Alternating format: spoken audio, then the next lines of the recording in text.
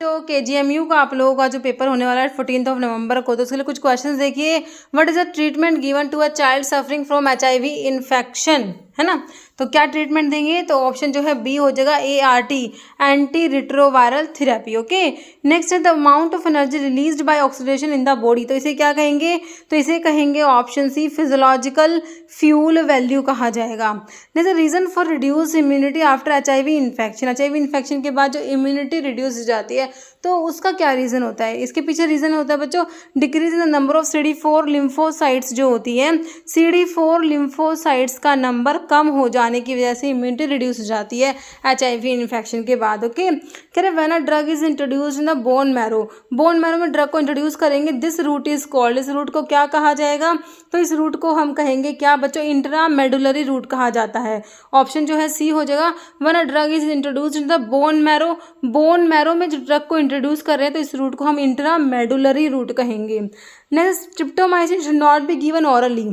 Streptomycin हमारे aminoglycoside antibiotic में आती है, तो हमें पता है एमिनोग्लाइकोसाइड एंटीबायोटिक को ऑरली नहीं देते, है ना, but should be given by injection. तो क्यों, मतलब कि इसको ओरली नहीं देते, तो हमारी जो एमिनोग्लाइकोसाइड एंटीबायोटिक होती है बच्चों, इनको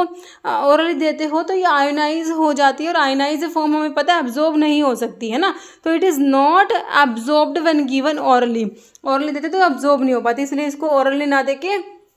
इंजेक्शंस के थ्रू दिया जाता है। Okay, drug of choice to control premature labour को कंट्रोल करने के लिए यूटेराइन रिलैक्सेंट दिया जाता है, जिसमें कि आपका यहाँ पर ड्रग ऑफ चॉइस पूछा है ना, तो यहाँ पर रिटॉड्रिन आप लोगों का करेक्ट आंसर चला जाएगा, ऑप्शन ए हो जाएगा रिटॉड्रिन, जो क्या यूटेराइन रिलैक्सेंट होता है, इसको प्री मैच्योर लेबर को कंट्रोल करने के लिए यूज़ करा जाता है ritodrine. Okay, option A correct है। Medicine to reduce pain of angina, angina के पेन को रिड्यूस करने के लिए हमारा जो मेडिसिन है वो आपका ग्लिसराइल ट्राइनाइट्रेट आ जाएगा, जिसको आप नाइट्रोग्लिसरीन भी बोलते हो ना, तो सबलिंगुअल रूट से दिया जाता है। ओके, नेक्स्ट क्वेश्चन है patient came to casualty with acute bronchial asthma after treatment of glaucoma, है ना, ग्लूकोमा को ट्रीट करा तो क्या प्रॉब्लम हो गई भाई, ब्रोंकल अस्थमा की, तो कौन सी ड्रग थी, प्रोबेबल ड्रग में भी कौन सी ड्रग दी होगी कि भाई जिससे कि तुम्हारा ब्रोंकल अस्थमा वाली दिक्कत होगी, तो कौन सी दी होगी, टीमोलोल दिया होगा, बिटैक्सोलोल, लैटानोप्रोस्ट या एंटीकोलिनेस्टेज, तो आपका टीमोलोल जो है ना नॉन सेलेक्टिव बीटा ब्लॉकर है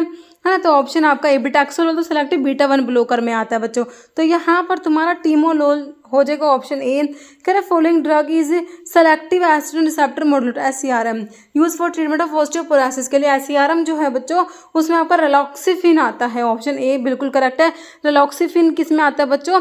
SERM selective estrogen receptor modulator, इसको यूज करते हैं ऑस्टियोपोरोसिस को ट्रीट करने के लिए। जैसे विच ड्रग इज